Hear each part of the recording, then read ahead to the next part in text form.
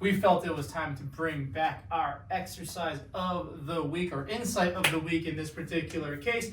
This is Andrew here at Insight Rehab.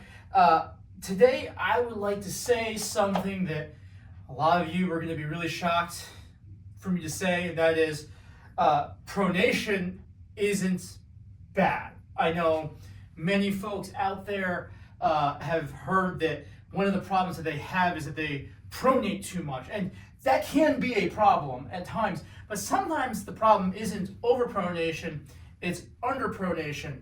And so pronation isn't a bad word, and it's something that kind of became a bad word in the rehab realm, and it really should not have been. It is a normal part of the movement of the front of your foot, the forefoot, when you walk.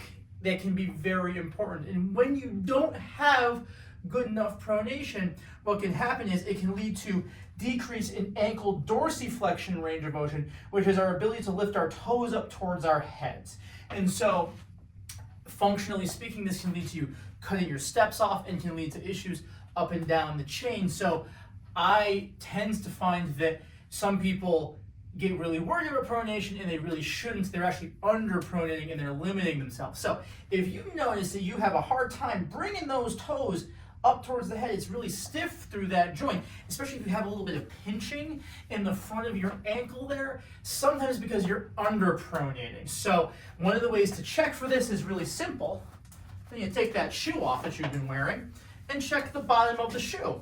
If you notice there's a wear pattern on the outside but not on the inside of this toe here, then you may actually be underpronating. And so here's one drill that can help with that, okay?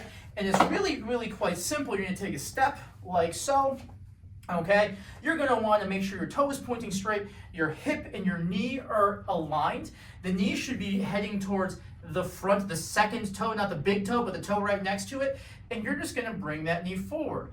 And as you do that, what you should feel is the ball of the foot start to push into the step, okay? And you wanna make sure you maintain that hip alignment. So the hip, the knee, and the toes all aligned as you go forward, and feel the front, that big toe, the ball of your foot start to push into the step. It's just a real simple way of getting that going. You can go a little deeper as time goes on, especially if that pinch starts to go away. If you start feeling that pinch, make sure you're feeling the ball of that toe start to sink in. If you don't, you might need to kind of push it in a little bit as you bring that knee forward.